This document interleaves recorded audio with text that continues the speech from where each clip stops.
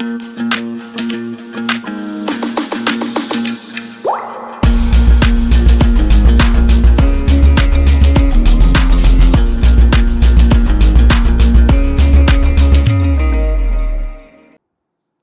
everyone, welcome back to Decode IIT. My name is Bhishma Tahiliani and I'm here to teach you physics. I'm a graduate from IIT Mandi and we are discussing concept of motion in these lecture series. These lecture series are demo lecture series for our foundation course for IIT JEE for class 9th. So we also run offline classes at our offline centers in Raipur, Chhattisgarh, where you can enroll with us. For more details, you can call us at 7724886251, or you can email us also at info@decodeiitofficial.com. It's decodeiitofficial.com, and you can also check out our free courses on our website decodeiitofficial.com, right? So you can check this out. Please go and check these courses out, and also you can subscribe to our YouTube channel. And if you are new to this, please do like, share, subscribe, and also recommend these videos to your fellow classmates as well, so that we can grow and you can grow with us. Thank you so much. Let's continue our lecture of motion, जहाँ पे हम motion के कुछ important concept को discuss कर रहे हैं. And today we'll discuss circular motion, uniform circular motion, and will solve some of the questions. So let's begin our lecture. तो जो यूनिफॉर्म सर्कुलर मोशन होता है, व्हाट डज दैट मीन? तो पहला है, इसमें वर्ड क्या है. जो भी चीज़ का हमको मतलब समझना होता है, try to see the words. तो इसमें क्या है? यूनिफॉर्म, दूसरा है सर्कुलर, और तीसरा है मोशन. हमने मोशन समझ लिया है, जब पार्टिकल एक पॉइंट से दूसरे पॉइंट तक जाता है और अपनी पोजीशन चेंज करता है, that is called motion. That means कि वो मोशन है. सर्कुलर मतलब क्या होता है? सर्कुलर मतलब एक सर्कल के अराउंड वो मोशन कर रहा है. So the particle is moving around a circle, and that is called circular motion. ठीक है. तो जब भी कोई पार्टिकल एक सर्कल के अराउंड मूव कर रहा होता है, एक सेंटर के अराउंड मूव कर रहा होता है एट अ कांस्टेंट रेडियस, तो वो पार्टिकल जो है वो क्या कर रहा होता है? वो पार्टिकल जो है वो सर्कुलर मोशन कर रहा होता है. करेक्ट. वो पार्टिकल क्या कर रहा होता है? वो पार्टिकल सर्कुलर मोशन कर रहा होता है. यूनिफॉर्म सर्कुलर मोशन का क्या मतलब है? कि जो वेलोसिटी है दैट इज़, उसका जो मैग्नीट्यूड है दैट इज़ कांस्टेंट. उसका मैग्नीट्यूड कांस्टेंट है और एक्सेलरेशन यूनिफॉर्म है ना. इसका यूनिफॉर्म एक्सेलरेशन है, मतलब उसका मैग्नीट्यूड भी कांस्टेंट है. सिर्फ मैग्नीट्यूड ही कांस्टेंट है, डायरेक्शन तो चेंज होता रहता है ना. तो सर्कुलर मोशन में दो चीज़ें बहुत ध्यान देने वाली हैं. एक तो वेलोसिटी है. पहले हम वेलोसिटी के बारे में डिस्कस करते हैं. ठीक है. तो वेलोसिटी, मेरे को आप बताओ कि बेसिक से अगर हम चलें तो वेलोसिटी क्या है? एक वेक्टर क्वांटिटी है. वेक्टर क्वांटिटी का मतलब क्या है? कि इसका डायरेक्शन भी है. It has a direction also and it has a magnitude also. Correct. It has a direction also, it has a magnitude also. तो अगर मेरे को वेलोसिटी को चेंज करना है, if I want to change velocity, तो या तो मैं डायरेक्शन चेंज करूं या तो मैं मैग्नीट्यूड चेंज करूं. करेक्ट. इन दोनों में से कोई भी चेंज करूं तो मेरी वेलोसिटी चेंज हो जाएगी. तो जो यूनिफॉर्म सर्कुलर मोशन होता है, उसमें जो मैग्नीट्यूड होता है वो तो कांस्टेंट रहता है, बट जो डायरेक्शन होता है it keeps on changing every moment of the time. ठीक है. तो जो यूनिफॉर्म सर्कुलर मोशन होता है, उसमें जो वेलोसिटी का डायरेक्शन होता है it keeps on changing, and hence velocity as a whole keeps on changing. तो कोई आपसे पूछे कि सर्कुलर मोशन में velocity is constant, uniform circular motion में, तो आप बोलोगे नहीं, आपका कंसेप्ट गलत है, योर कंसेप्ट इज़ रॉन्ग. क्योंकि वेलोसिटी तो चेंज होता है यूनिफॉर्म सर्कुलर मोशन में, because its direction is changing. ठीक है. तो कोई अगर पूछेगा कि यूनिफॉर्म सर्कुलर मोशन में वेलोसिटी कांस्टेंट होता है, तो आप क्या बोलोगे? आप बोलोगे नहीं, आप गलत हो, your concept is wrong. Velocity changes because velocity का डायरेक्शन चेंज होता है. यूनिफॉर्म सर्कुलर मोशन में वेलोसिटी का जब डायरेक्शन चेंज होता है, तो इसीलिए वेलोसिटी वेक्टर चेंज होता है. तो velocity is a vector quantity, it's not a scalar quantity, है ना. ऑल्दो हम ये बोल सकते हैं कि speed is constant. Speed constant हो सकती है क्योंकि स्पीड में डायरेक्शन नहीं होता, उसका सिर्फ मैग्नीट्यूड होता है.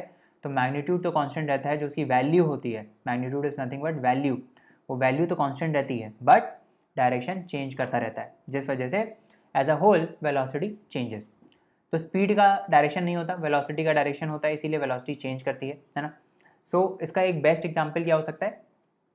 Our earth and solar system. Solar system मतलब जो अर्थ है वो सन के अराउंड एक सर्कुलर मोशन में ऑर्बिट करती है. करेक्ट. अभी हम हायर क्लासेस में पढ़ेंगे कि ये एक्चुअली में सर्कुलर ऑर्बिट नहीं होता है, बट अभी के लिए 9th क्लास के लिए लेट अस अज्यूम कि ये जो अर्थ है वो सन के अराउंड एक सर्कुलर ऑर्बिट में रिवॉल्व करती है।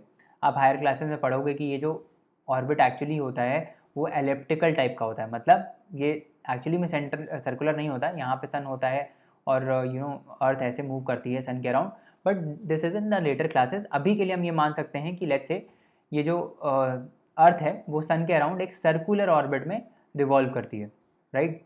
एक सर्कुलर ऑर्बिट में ये रिवॉल्व करती है। तो आप मेरे को ये बताओ कि जो अर्थ है किसी भी पॉइंट ऑफ टाइम पे अगर मैं यहाँ बोलूँ तो इसकी वेलोसिटी कहाँ होगी, इस साइड होगी, है ना। इसकी वेलोसिटी हमेशा इस साइड होगी। यहाँ पे देखूँ तो इसकी वेलोसिटी इस साइड होगी, यहाँ पे देखूँ तो इसकी वेलोसिटी इस साइड होगी, यहाँ पे देखूँ तो इसकी वेलोसिटी इस साइड होगी।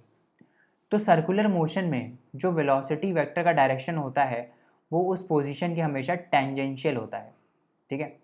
मतलब वेलोसिटी अगर मैं इस पॉइंट पे देखूँ तो टेंजेंट के अलॉन्ग होगी, इस पॉइंट पे देखूँ तो यहाँ पे जो टेंजेंट होगी उसके अलॉन्ग होगी, है ना। टेंजेंट मतलब जो ऐसी लाइन जो टच कर रही हो सर्कल को। यहाँ पे देखूँ तो ये वेलोसिटी इसके अराउंड होगी, मतलब टेंजेंट के अराउंड होगी। यहाँ पे अगर मैं वेलोसिटी देखूँ तो ऐसे होगी, है ना। समझ में आ रहा है। तो अगर वेलोसिटी इस पॉइंट पे इधर की तरफ है ना, तो कुछ टाइम बाद वेलोसिटी इस डायरेक्शन में कैसे हो जा रही है, समझ में आ रहा है। अगर सर्कुलर मोशन में एक पॉइंट ऑफ टाइम पे वेलोसिटी इस डायरेक्शन में है, अगले ही कुछ टाइम बाद वेलोसिटी ऐसे कैसे हो गई, है ना। मतलब अपने आप तो नहीं हो पाएगी, क्योंकि अगर कोई ऑब्जेक्ट सीधा सीधा मूव कर रहा है तो वो सीधा सीधा ही मूव करता रहेगा, है ना।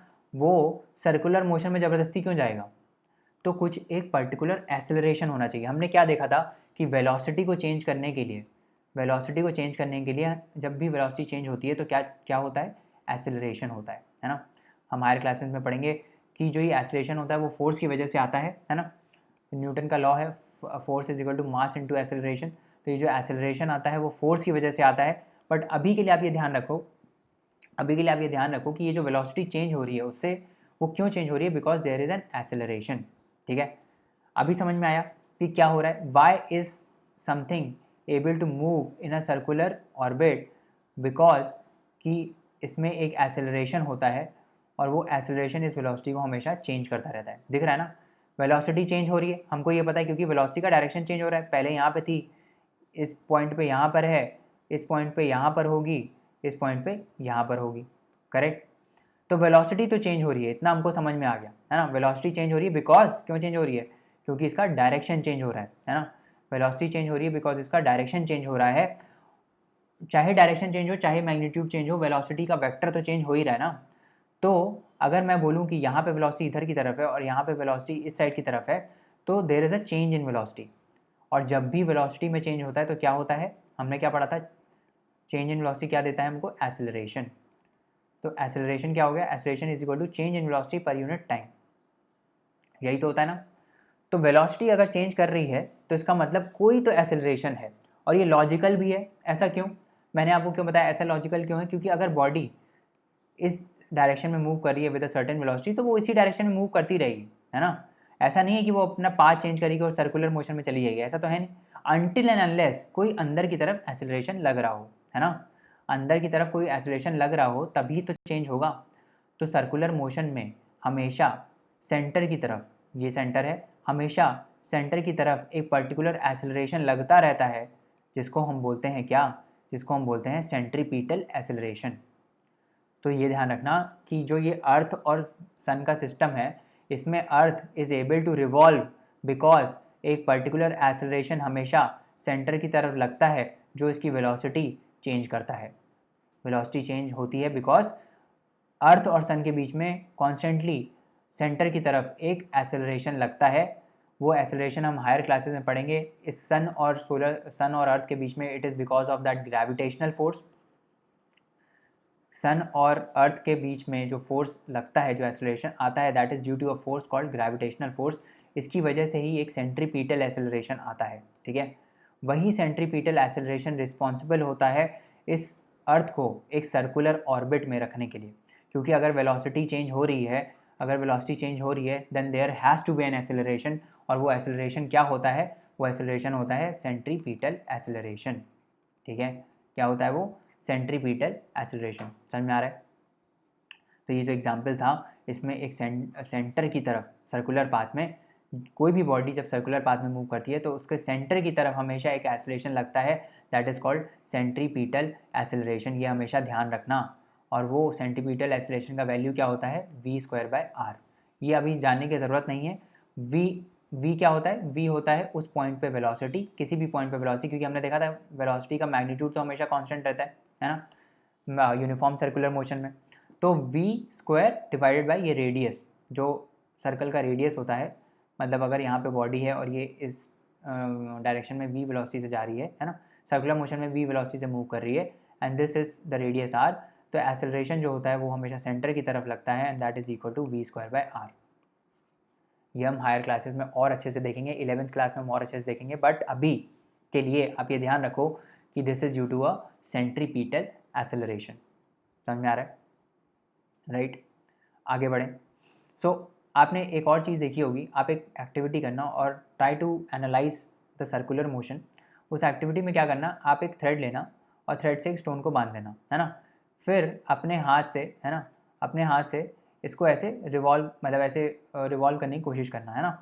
तो आपको दिखेगा कि ये जो स्टोन है ये एक सर्कुलर मोशन में मूव करेगा इनिशियली। फिर क्या करना आप, फिर ये जो थ्रेड है इसको रिलीज़ कर देना, छोड़ देना। तो आपको देखेगा जहाँ पे आपने छोड़ा वहाँ से ये जो स्टोन है वो हमेशा सीधे जाएगा, जिस डायरेक्शन में उसकी वेलोसिटी होगी उसी डायरेक्शन में जाएगा। ये जो है ये सर्कुलर मोशन में मूव नहीं करेगा। तो वहाँ पे आपको ये रियलाइज़ होगा कि सर्कुलर मोशन में ये इसीलिए मूव कर रहा था बिकॉज ये जो थ्रेड है ये एक एक्सेलरेशन इसको दे रहा था अंदर की तरफ, है ना। इस थ्रेड पे एक टेंशन लग रही थी जिसको हम बोलते हैं टेंशन फोर्स, है ना।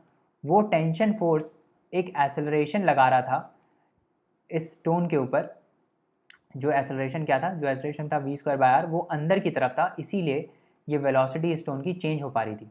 जब आपने ये छोड़ दिया, जब आपने ये थ्रेड छोड़ दिया तो ये एक्सेलरेशन लगना बंद हो गया।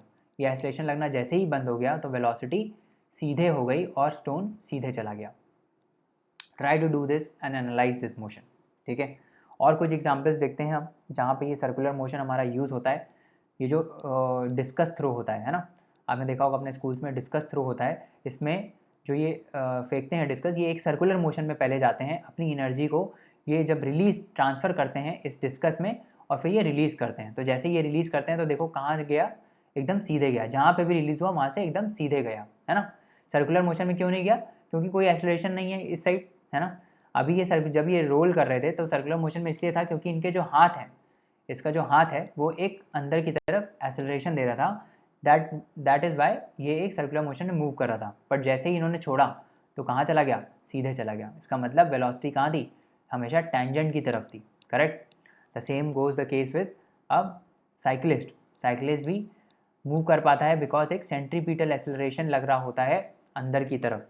ये हम हायर क्लासेस में पढ़ेंगे कि ये कहाँ से आता है, फ्रिक्शन से आता है कि कैसे आता है, वो हम आगे पढ़ेंगे। बट आप समझ लो कोई भी बॉडी अगर सर्कुलर मोशन में मूव कर रही है तो वो इसीलिए ही मूव कर पा रही है बिकॉज सेंटर की तरफ एक एक्सेलरेशन लग रहा है, that is called centripetal acceleration.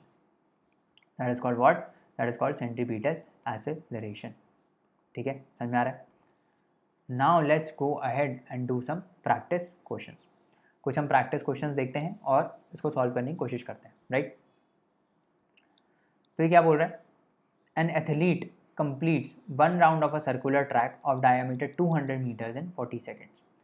तो एक सर्कुलर ट्रैक है बेसिकली, है ना, एक सर्कुलर ट्रैक है। एथलीट जो है वो रन कर रहा है सर्कुलर ट्रैक में, है ना, और वो एक राउंड कंप्लीट करता है।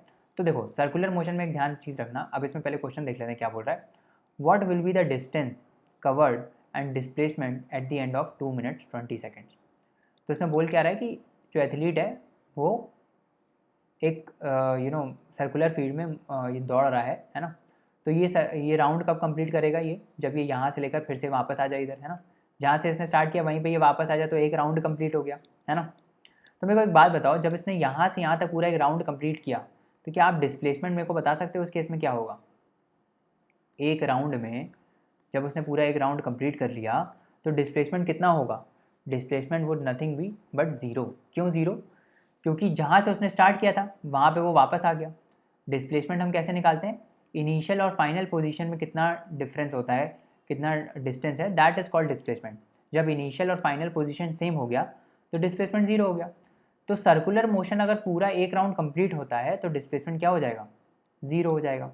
ठीक है, अभी हमको इसमें इंफॉर्मेशन दिया क्या हुआ है, इसमें इंफॉर्मेशन ये दिया हुआ है कि जो ये एथलीट है ये एक राउंड पूरा कंप्लीट कर लेता है कितने सेकंड्स में, 40 सेकंड्स में। करेक्ट, 40 सेकंड्स में पूरा ये एथलीट जो है वो पूरा जो ये राउंड है वो कंप्लीट कर लेता है।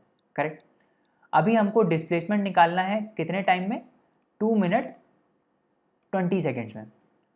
तो 2 मिनट्स कितना होगा, 2 minutes would be equal to how many seconds, ये 2 इंटू 60 हो जाएगा plus 20, that is equal to nothing but 140 seconds. तो टोटल टाइम है 140 सेकंड्स में हमको डिस्प्लेसमेंट निकालना है। तो हमको पता है कि एक राउंड में डिस्प्लेसमेंट 0 हो रहा है, तो पहले हम तो यही निकाल लेते हैं कि उसने कितने राउंड्स किए। ठीक है, तो एक राउंड करने में उसको 40 सेकंड्स लग रहे हैं। ठीक है, एक सेकंड में वो कितने राउंड कंप्लीट करेगा, 1/40 कवर करेगा, और 140 सेकंड्स में वो कितने राउंड कवर करेगा, टोटल टाइम जो है 140 सेकंड्स, उसमें 140/40 राउंड्स कवर करेगा। ये कितना आ जाएगा, this would be equal to 3.5। Right, तो हमको ये पता चल गया, हमको क्या पता चल गया कि 2 मिनट्स 20 सेकंड्स में जो ये एथलीट है वो 3.5 राउंड्स कवर कर रहा है। 3.5 राउंड्स का मतलब क्या है, पहले 3 राउंड कवर करेगा, है ना, उसके बाद आधा राउंड और कवर करेगा, 0.5 राउंड और कवर करेगा, है ना, यही तो मतलब हुआ 3.5 का। अब हमको इसमें टोटल डिस्प्लेसमेंट निकालना है। तो ये सर्कल है ना, सिंपल है, ये सर्कल है, ये इसका डायामीटर है, और हाफ सर्कल, अगर मैं हाफ राउंड की बात करूं तो मेरा हाफ राउंड क्या होगा, इतना होगा। राइट, तो 3 राउंड्स में डिस्प्लेसमेंट तो 0 होगा, क्योंकि एक राउंड में 0 डिस्प्लेसमेंट होता है, पूरा अगर एक राउंड वो कवर करता है, यहाँ से लेकर फिर से यहाँ पे आ गया, तो डिस्प्लेसमेंट तो 0 हो जाएगा उस राउंड में। तो 3 राउंड जब वो कवर करेगा तो यहाँ पे तो डिस्प्लेसमेंट 0 है। जो भी हमारा नेट डिस्प्लेसमेंट आएगा that would be due to this 0.5 round. 0.5 round मतलब आधा राउंड। तो आधा राउंड कैसे कवर करेगा, यहाँ से स्टार्ट किया और यहाँ पे पहुँच गया। तो इस केस में displacement is equal to what, इस केस में डिस्प्लेसमेंट इज ये वाला distance, that is nothing but diameter. This is nothing but diameter. तो ये कितना हो गया displacement, actually displacement is equal to 200 metres. समझ में आया, displacement is nothing but 200 metres. Correct, समझ में आ गया। तो इस टाइप से हमने ये क्वेश्चन कर लिया। हमने पहले क्या डिस्प्लेसमेंट निकाला, डिस्प्लेसमेंट का बेसिक कंसेप्ट याद रखना कि इनिशियल और फाइनल पोजीशन के बीच में जो डिफरेंस होता है दैट इज कॉल्ड डिस्प्लेसमेंट। ठीक है, समझ में आ गया। तो इस टाइप से हमने ये क्वेश्चन कर लिया। पहले आप ट्राई करो इस क्वेश्चन को खुद से करने का, then see the solution. Right, now let's see another question. तो ये क्या बोल रहा है, ये क्वेश्चन क्या बोल रहा है, Joseph jogs from one end A to another end B of a straight road 300 meter road in 2 minutes 30 seconds and then turns around and jogs 100 meter back to point C in another 1 minute. What are Joseph's average speed and velocities in jogging from A to B and A to C? तो physics के जो questions होते हैं ना उसमें first try to visualise stuff. Visualize करना start करो कि जोसेफ जॉग कर रहा है, तो आपके दिमाग में चलना चाहिए जोसेफ अच्छा जॉग कर रहा है ऐसे, है ना। तो let's say this is the road, ये हमारी रोड है ना, and this is Joseph. So Joseph is trying to jog, ठीक है, ये जोसेफ है। Try to visualize this thing कि जोसेफ है ना। Joseph starts from point A, let's say he starting from this is a point A where Joseph starts, and then he moves to other end of a straight road that is 300 metre long. तो यहाँ से let's say Joseph यहाँ तक चला गया, this is B. अब हमको ये दिया हुआ है कि ये जो टोटल लेंथ है यहाँ से लेकर, कहाँ से लेकर, यहाँ से लेकर जहाँ से जोसेफ स्टार्ट्स टू जॉग, यहाँ से लेकर पूरा यहाँ तक, यहाँ से लेकर यहाँ तक कितने मीटर का रोड है, 300 मीटर का रोड है। राइट, तो Joseph starts from A and he starts jogging to B. तो ये जो यहाँ से लेकर यहाँ तक आया, यहाँ से यहाँ तक आया कितने टाइम में, 2 मिनट्स 30 सेकेंड्स में। Again we'll convert this first into 1 unit that is seconds. तो ये टाइम पीरियड कितना हो गया, T1, लेट्स से T1 पहले पीरियड ए बी लिख देते हैं, T ऑफ ए बी। तो time taken from A to B कितना हो गया, 2 minutes 30 seconds, that is nothing but 2 into 60 plus 30, that is nothing but 150 seconds. Correct, तो ये distance d is equal to 300 metre cover करने में Joseph को कितना टाइम लगा, 150 सेकेंड्स लगा। फिर क्या करता है जोसेफ, फिर ये वापस मुड़ता है and then he starts to jog and jogs 100 meter back to point C. Then he starts again from B and he jogs to point C. तो let's say this is point C. तो यहाँ पे point C है, तो ये जो distance है दोबारा इसने जो कवर किया that is equal to 100 metres. तो यहाँ से यहाँ तक का जो डिस्टेंस है that is nothing but 100 metres. तो समझ में आया क्वेश्चन में क्या हुआ कि पहले जो जोसेफ है वो ए से उसने स्टार्ट किया, यहाँ से लेकर वो बी तक गया, है ना, ये पहला पार्ट ऑफ मोशन हो गया. फिर बी से अगेन ही केम टू सी, ठीक है, 100 मीटर्स, फिर ये सी में आया and it takes him another 1 minute. मतलब ये जो 100 मीटर्स कवर करने में डिस्टेंस है that is T B C लिख देते हैं इसको, that is equal to nothing but 60 seconds. 1 minute is 60 second. यहाँ पे ए बी कितना था 150 सेकेंड्स. अब क्या बोल रहा है, what is the question, what are the Joseph's average speed and velocities in jogging from A to B and from A to C. तो सबसे पहले let's start with A to B. तो जब जोसेफ ए से लेकर बी तक गया तो what was the distance, distance was what, distance was 300 metres, है ना. And this is also equal to displacement, displacement भी इतना ही हुआ है ना, क्योंकि डिस्टेंस और इस केस में डिस्टेंस और डिस्प्लेसमेंट सेम है बिकॉज इनिशियल और फाइनल पोजीशन में, इनिशियल और फाइनल पॉइंट्स के बीच में डिस्टेंस सेम है. इनिशियल और फाइनल पॉइंट्स के बीच में जो डिस्टेंस होता है that is only the displacement. तो इसमें दोनों सेम है. Now it is saying that calculate the average speed. तो what is the average speed, average speed क्या होती है, total distance travelled that is 300 metres divided by total time taken. इसको time कितना लगा था 150 seconds, that is equal to 150. ये क्या हो गया, दिस इज 2, ये आ जाएगा 2, that is 2 metre per second. And this is also equal to the average velocity. क्यों, why is equal to the average velocity, क्योंकि एवरेज वेलोसिटी क्या होता है, एवरेज वेलोसिटी होता है displacement divided by time. But यहाँ पे इस केस में क्या हो रहा है, डिस्प्लेसमेंट और डिस्टेंस सेम है, राइट, जब ये ए से बी तक जा रहा है. समझ में आ रहा है, ठीक है. अभी हम इसको थोड़ा सा रब कर देते हैं so that it becomes easier for us to visualise stuff. So अभी हमने ये देख लिया, पहला केस हमने देख लिया ए से बी वाला जिसमें एवरेज स्पीड और एवरेज वेलोसिटी सेम है, करेक्ट, ठीक है. Now let's see the next question. अब वो मतलब नेक्स्ट पार्ट देखते हैं. नेक्स्ट पार्ट क्या है, फ्रॉम ए टू सी. मतलब ये जो ए से लेकर यहाँ बी तक गया और बी से सी तक आया, ये अगर एक मोशन हम पूरा कंसिडर करें then what is the average speed and what is the average velocity. तो let's start. Average speed calculate करते हैं. What is average speed, average speed is the total distance travelled. Total distance travelled कितना है, ए से B तक इसने 300 metre cover किया और फिर बी से सी तक इसने 100 मीटर कवर किया. तो टोटल डिस्टेंस कितना हो गया 300 प्लस 100. और टोटल टाइम कितना हो गया, पहले में कवर करने के लिए इसने 150 सेकेंड्स लिया, यहाँ पे 150 लिख देते हैं, प्लस टोटल टाइम दूसरा 100 मीटर कवर करने के लिए इसने कितना लिया 60 सेकेंड्स, दैट इज 150 प्लस 60. कितना हो गया ये हो गया 400 divided by 150 plus 60 that is 210. ये कितना आ जाएगा 400 बाय 210 दैट इज 1.9, है ना, ये आ जाएगा 1.9 metre per second, correct.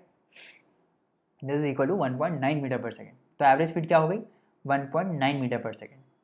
Next is the fun part कि एवरेज वेलोसिटी क्या है. What is the average velocity, average velocity निकालने के लिए हमको क्या निकालना पड़ेगा, डिस्प्लेसमेंट. तो डिस्प्लेसमेंट क्या होता है, इनिशियल और फाइनल पॉइंट्स के बीच में जो डिस्टेंस होता है दैट इज कॉल्ड डिस्प्लेसमेंट. तो यहाँ पे इनिशियल पॉइंट ये है और फाइनल क्या है, फाइनल ये है. इन दोनों के बीच में व्हाट इज द डिस्टेंस, कितना होगा, टोटल 300 माइनस 100, यही तो होगा ये distance. 300 minus 100 that is nothing but 200 metres, right. तो this is equal to nothing but 200 metres.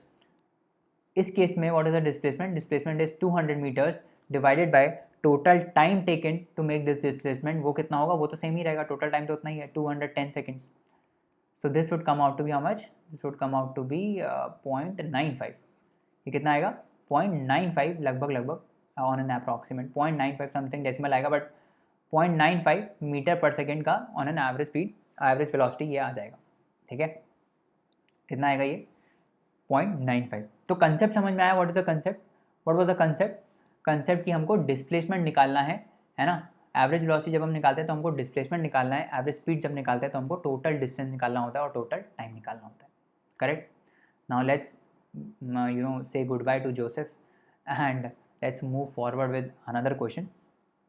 अब ये क्या बोल रहा है next question, Abdul while driving to school computes the average speed for his trip to be 20 kilometers per hour.